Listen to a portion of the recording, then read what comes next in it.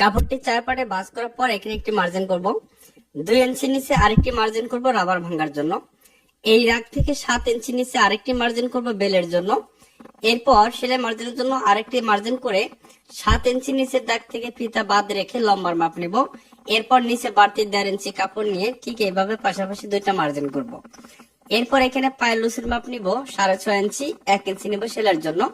এই দাগ থেকে 7 ইঞ্চি ফিতা উপরে রেখে আমরা হাই নিব 15 ইঞ্চি। এখানে একটি মার্জিন করব 46 ইঞ্চি বডির সালোয়ার। এরপর কলি দেওয়ার কারণে নিচে 2 ইঞ্চি নিয়ে আরেকটি মার্জিন করব।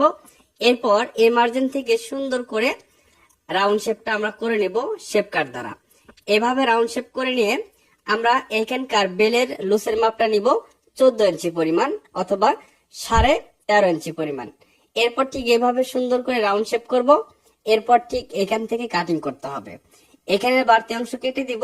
এখান থেকে সুন্দর করে রাউন্ড শেপ করে আমাদের কাটিং করতে হবে।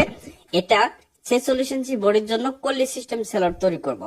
এখানে 2 পাট কাপড় আছে, এভাবে ভাঁজ দিয়ে এভাবে কলিটাকে কাটিং করে নিতে হবে। এভাবে কাটিং করার পর এখানে 2 পাট কলি এভাবে 4 পাটে ভাঁজ করে এখানে সুন্দর করে বসাবো। এই কাপড়ের উপরে উঠিয়ে দিয়ে বেলটাকে ঠিক এভাবে রাখবো। এরপর এই দাগ থেকে 15 ইঞ্চি নিব।